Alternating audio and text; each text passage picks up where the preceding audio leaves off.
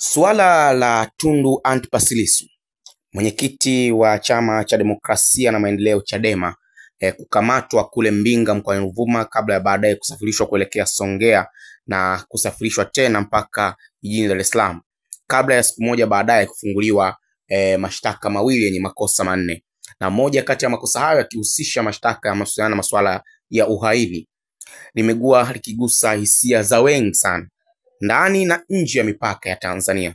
Ukifuatilia katika maeneo mbalimbali unaweza ukapata picha kwamba wadau mbalimbali wa masuala ya siasa na demokrasia na watu wa masuala ya haki ndani na nje ya mipaka ya Tanzania wamekuwa wakitoa matamko yao, mengine wakionekana kuhoji kwa maana ya kudodosa, wengine wakijaribu kueleza ushauri wao kwenye mamlaka mbalimbali, wengine wakijaribu kwenda straight kabisa kwa maana ya kukosoa kile ambacho kinaendelea. Nikukumbushe kwamba Tundu Lissu yeye ni mwanasiasa wa kwanza katika historia ya Tanzania kushtakiwa kwa makosa ya uhaini tangu Tanzania ilipoingia katika mfumo wa vyama vingi vya siasa mwaka 1992. Kwa sio makosa madogo, na hukumu ya makosa hayo ni kunyongwa hadi kufa. Sasa katika pitapita yangu nimekutana na tamko la chama cha wanasheria Tanganyika kwa maana TLS, na hii ni taarifa ambayo imetumwa kwa umma kuhusu kukamatwa kwa wakili Tundu Antipas Lissu. Na kwa nini wao wametumia neno wakili Tundu Antipas Lissu? Kwa sababu huyu ni memba wao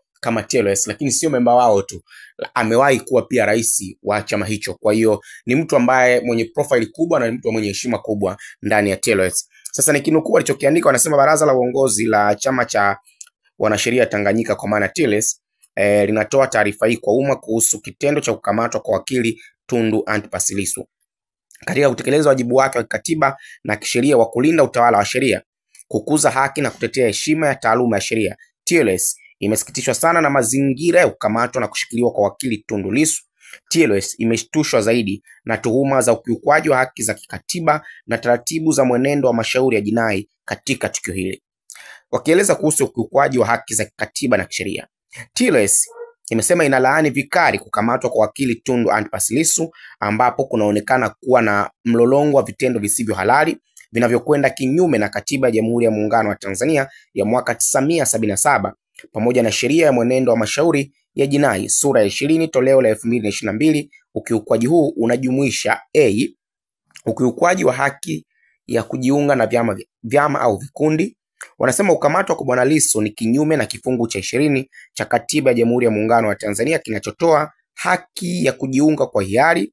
Kuwekwa kwake kizuizini kulizuia wananchi kutumia haki yao ya kuhudhuria na kusikiliza mkutano wa kisiasa uliotambulika